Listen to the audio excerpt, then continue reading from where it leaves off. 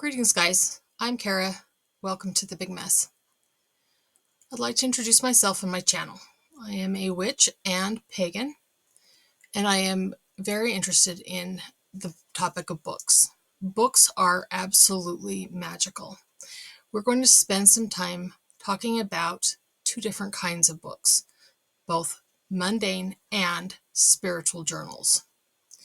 Now, there's a lot of pagans in larger communities, but some of us in smaller communities feel very isolated and alone. It isn't easy to find resources, and there's not a lot of discussion on our topics. Being public isn't easy, and resources tend to ebb and flow, sometimes flowing away completely. We're super sensitive, and we withdraw faster from perceived repression, disapproval, and scorn. We don't have ecclesiastical leaders and sources of instruction. We hold our practices and beliefs very closely because we've experienced them. And we're still social creatures. All of this to mean that community is work, sometimes hard work, but we still need it. We tend to be hypersensitive, but contrastingly don't believe in ourselves because others don't. Sharing our thoughts isn't a natural skill, nor is it taught or developed. We rarely have discussion forums. We need to have community that can help us learn, develop, explore our personal journeys, along with providing some structures. It might be a stretch, but I hope to facilitate a location where we can have those community discussions and in order to give us a platform, I'd like to start talking about those magical books. A journal is a record. That's it. The definition doesn't even define it as being a written record. Any act of recording is journaling. Journaling serves the same purpose in today's society as repetition and mnemonic devices did in verbal societies. Our brains have changed since then, and we've changed to a writing and reading format.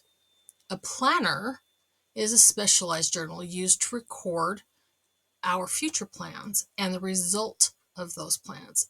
The planner world has become a very large one and has developed a huge number of niches and has an innumerable number of specializations. Every part of life is represented in these books, either by very intricately defined places with a spot for everything to a blank notebook where you have to create your own. Spiritual or magical journals are part of almost every tradition. In fact, I can't think of one that doesn't suggest having your own. We have all seen beautiful, magical records in media, and our minds become full of the power of these books. Permutations of these books are called books of shadow, grimoires, spell books, book of incantations, books of mirrors. We can go on, so we'll just stop there. What they are is a record of magical plans and outcomes of those plans. You can see the connections. Both are a record of plans and outcomes. And there's other similarities between them. You can spend $500 on a blank leather-bound notebook on Etsy or at the local market sometimes. It will most likely sit in a vaunted place, gathering dust and untouched. In the meantime, you might be learning things about ancient alchemical theory, how to use the Theban script, all the uses for fennel, and everything about all those pretty rocks.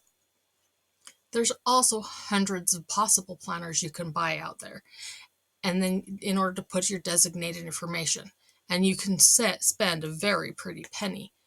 But until you know what to put in that book, when to put that information there, and how to retrieve it, it's a waste of money.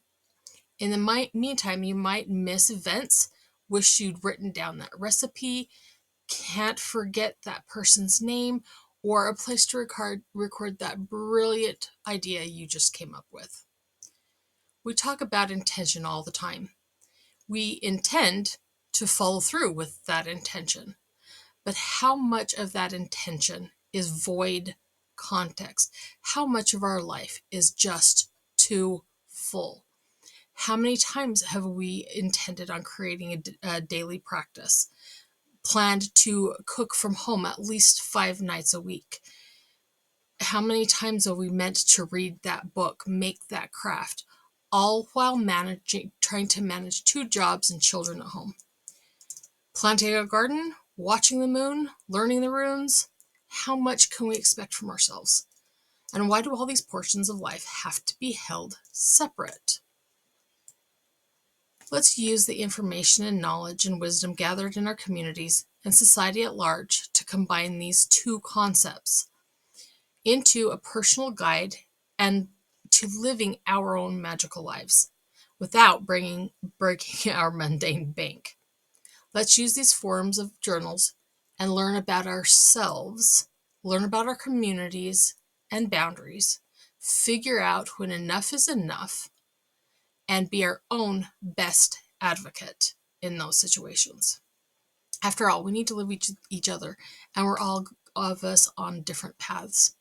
Let's speak to the moon and record. Let's peek at the moon and record what we see. So it's so much easier when you've got a specific place to put that information. Let's give it a place in our records, not just our hearts. Let's learn to like our own writing and add intent while we're doing the writing, especially by the light of the moon. Let's live intentional lives through planning and journaling. Welcome to the Big Mess.